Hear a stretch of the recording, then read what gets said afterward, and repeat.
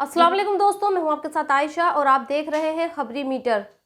तो दोस्तों, आज एक मुल्क में मौत बांटी जा रही है, उस पर लगातार बमबारी की जा रही है, उस मुल्क में लाशों के ढेर लग रहे हैं। लेकिन हमारी सो कॉल्ड ये दुनिया दो हिस्सों में बंटकर तमाशबीन बनी हुई है। दुनिया का एक हिस्सा वो है जिसे ये लगता है कि इजराइल जो कर रहा है वो सही कर रहा है और उसे ऐसा करने का हक है, और दूसरी दुनिया का हिस्सा जिसकी फिलिस्तीन के रोते बिलखते और मलबों में दबे बच्चों को देखकर रूह कांप रही है, लेकिन वो भी तमाशबीन से ज़्यादा कुछ नहीं है। आज मैं आपको बताऊंगी कि जिस हमास को तुर्की और ईरान जैसे लोग मसीहा और फरिश्ता बता रहे हैं, असल में उसकी वजह से गाजा में 2000 बच्चों की लाशें उनके माँ बाप की झोली में गिर चुकी हैं। लेकिन उससे पहले आपसे कुछ कहना चाहती हूँ। तो दोस्तों, आपके प्यार और आपके सपोर्ट से मेरे चैनल के 1000 सब्सक्राइबर हो चुके हैं। इसके लिए आप लोगों का बहुत बहुत शुक्रिया। आप मुझे ऐसे ही सपोर्ट करते रहिए और मैं भी ये कोशिश करती रहूँगी कि जो खबरें और जो सच आपको नोएडा की मीडिया या फिर गोदी मीडिया नहीं दिखाता, वो मैं आपको दिखा सकूं और बता सकूं।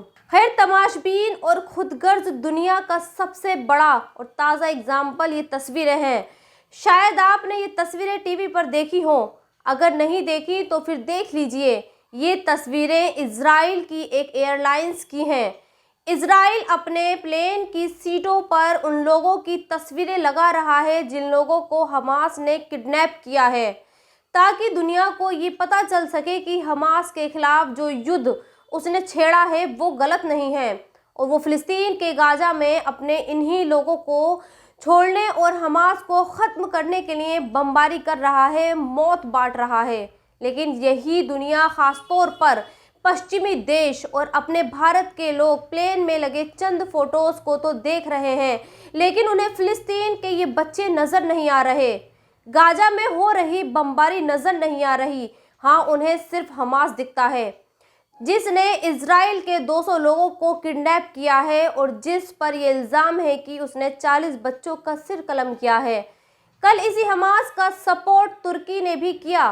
तुर्की के राष्ट्रपति अर्दोगन ने ये कहा कि हमास एक आतंकवादी संगठन नहीं है, बल्कि हमास के लड़ाके फ्रीडम फाइटर हैं जो फिलिस्तीन की ज़मीन और उसके लोगों के लिए लड़ रहे हैं। कल ही ईरान के राष्ट्रपति ने ये कहा कि इजराइल जो कर रहा है और फिलिस्तीन में जो हो रहा है वो अमेरिका करवा रहा है।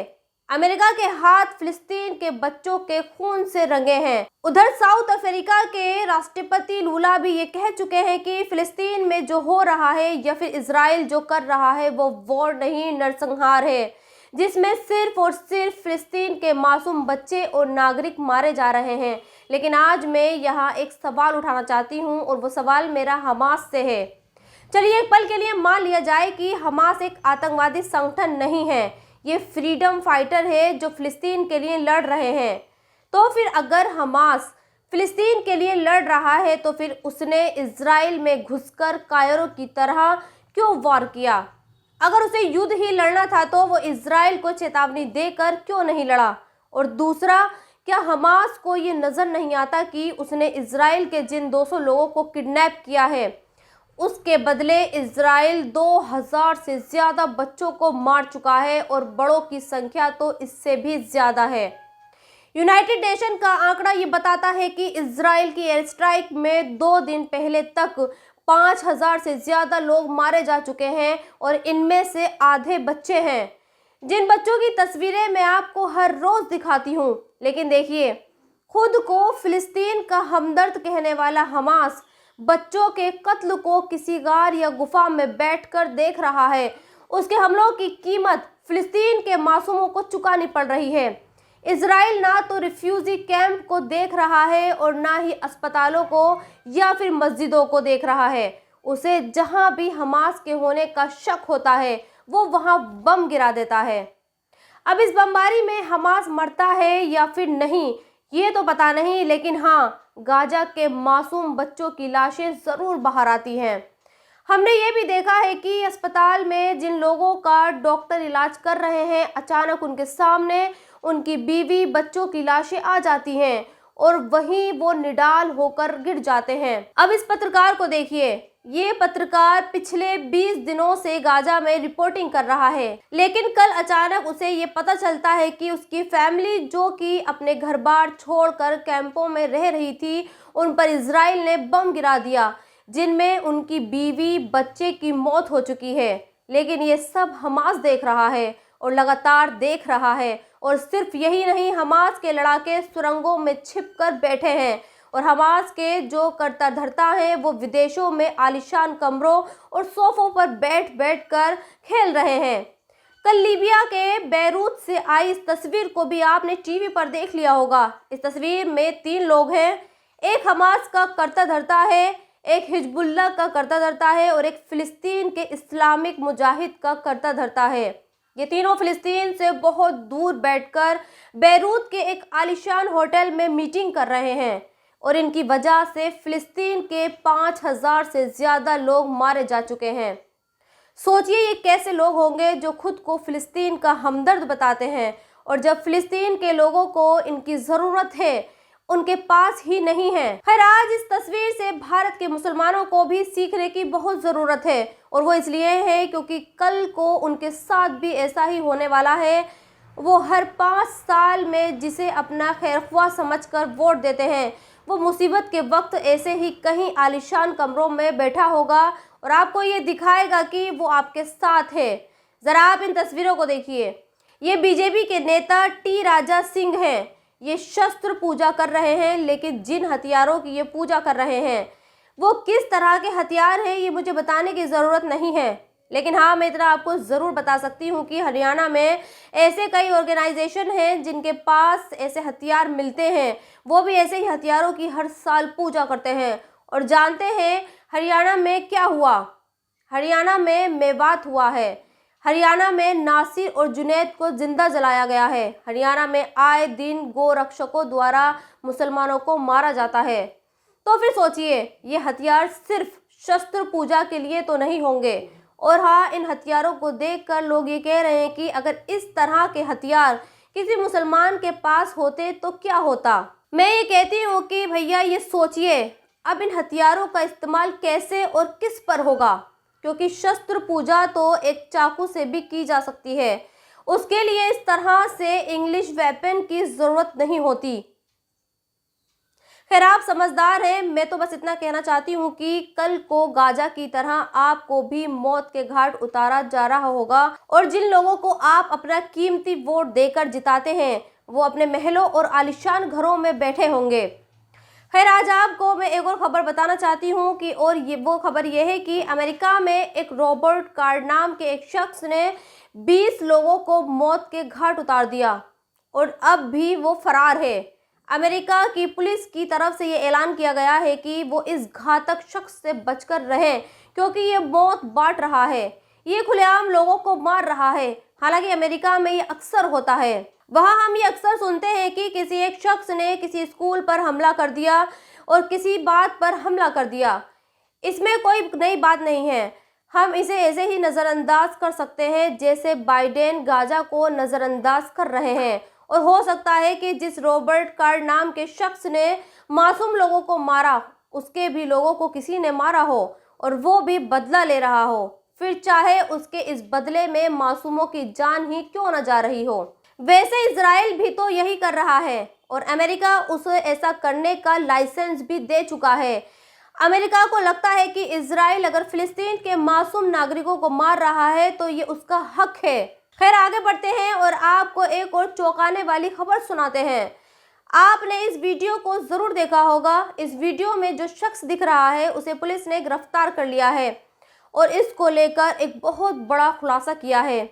आज आपको वो खुलासा जानना चाहिए। दरअसल पुलिस ने ये बताया है कि जिस शख्स को जावेद हुसैन नाम से वायरल किया गया और जिस शख्स के बारे में ये कहा गया कि वो हिंदुओं के धार्मिक स्थलों पर बैठकर हिंदुओं और सनातन धर्म को भला बुरा कह रहा है, वो असल में एक मुसलमान नहीं है, वो हिंदू है। और ये पूरा वीडियो स्क्रिप्टेड है, यानी एक यूट्यूबर ने अपने चैनल के व्यूज़ और सब्सक्राइब बढ़ाने के लिए एक हिंदू शख्स को पहले मुसलमान बनाया और फिर उसे धार्मिक स्थल पर बिठाकर उससे हिंदू धर्म को ही गंदी गंदी गालियां दिलवाईं ताकि उसका वीडियो हिट हो सके। लेकिन वो ये भूल गया कि जब विक्टिम मुस्लिम होता है तो फिर अपने देश की पुलिस भी अमेरिका की FBI और इजराइल की मोसाद की तरह काम करती है। लिहाजा यूपी पुलिस ने ऐसा ही किया।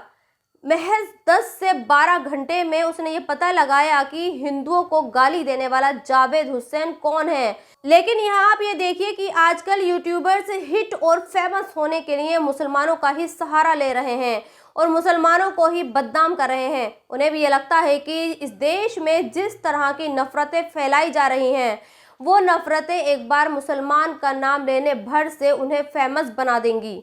और हाँ, सबसे आखिर में बात सत्यपाल मलिक की करते हैं, क्योंकि यहाँ उनकी बात करना भी ज़रूरी है। दरअसल राहुल गांधी को दिए एक इंटरव्यू में सत्यपाल मलिक ये दावे के साथ कह रहे हैं कि अगले चुनावों में मोदी सरकार हार रही है। खैर, आज मैं उनकी ये चैलेंज देती हूँ कि अगर बीजेपी हार गई तो फिर मैं पत्रकारिता छोड़ दूंगी। और मैं ये सिर्फ हवाओं में नहीं कह रही, बल्कि इसकी 2 वजह है। पहली वजह इजराइल है और दूसरी वजह खुद बीजेपी है। सोचिए, जिस देश में 110 करोड़ लोग ऐसे मुल्क के साथ हों जो मुसलमानों को मार रहा है, उस देश में बीजेपी हार ही नहीं सकती। और दूसरी वजह यह है कि सत्यपाल मलिक लगातार बीजेपी पार्टी के बारे में जहर उगलते हैं और उस पर हमला करते हैं। बावजूद इसके सत्यपाल मलिक अब भी बीजेपी पार्टी में है, जो ये बताता है कि बीजेपी खुद ये चाहती है कि सत्यपाल मलिक उसके बारे में ये नेगेटिव प्रचार करें ताकि उसके जो कोर वोटर हैं उसके और नज़दीक चले जाएं। जैसे आजकल अखिलेश यादव कर रहे हैं। अखिलेश यादव अपने हर भाषण में ये कह रहे हैं कि आजम खान को सिर्फ इसलिए परेशान और जेल भेजा जा रहा है क्योंकि वो मुसलमान हैं। मुझे ऐसा लगता है कि अखिलेश भी ऐसे बयान जानबूझकर दे रहे हैं, क्योंकि अखिलेश भी ये जानते हैं कि बीजेपी का कोर वोटर उन्हें वोट नहीं देगा, उन्हें सिर्फ वोट मुसलमान ही दे सकते हैं। लिहाजा आजकल उनका प्यार आजम खान के लिए उमड़ रहा है। और सबसे आखिर में आपको दानिश कनेरिया की भी बात बता देते हैं। दानिश कनेरिया आजकल नोएडा की मीडिया के फेवरेट हो चुके हैं। दानिश कनेरिया लगातार नोएडा की मीडिया को सनातन धर्म वाला कार्ड दिखा रहे हैं और ये कह रहे हैं कि पाकिस्तान में उन्हें हिंदू होने की सज़ा मिल रही है और ये सज़ा क्रिकेट खेलने से लेकर आम जिंदगी पर हर जगह मिल रही है। खैर, ये वही मीडिया है जिसे पाकिस्तान के खिलाड़ियों के नमाज पढ़ने या फिर प्रेस कॉन्फ्रेंस को शुरू करने से पहले बिस्मिल्लाह पढ़ने पर एतराज़ होता है। लेकिन वो एक पाकिस्तानी की हिमायत सिर्फ इसलिए कर रही है क्योंकि वो खुद को हिंदू और सनातनी बता रहा है। अपने देश और अपने देश की मीडिया को पड़ोसी मुल्क भी तभी दुश्मन नजर आता है जब उसका ताल्लुक मुस्लिम धर्म से होता है। खैर दोस्तों, इस वीडियो में इतना ही। आप भी अपनी राय कमेंट्स बॉक्स में लिखकर मुझे ज़रूर बताएं और हाँ, मेरे चैनल को ज़रूर सब्सक्राइब कर दें। शुक्रिया।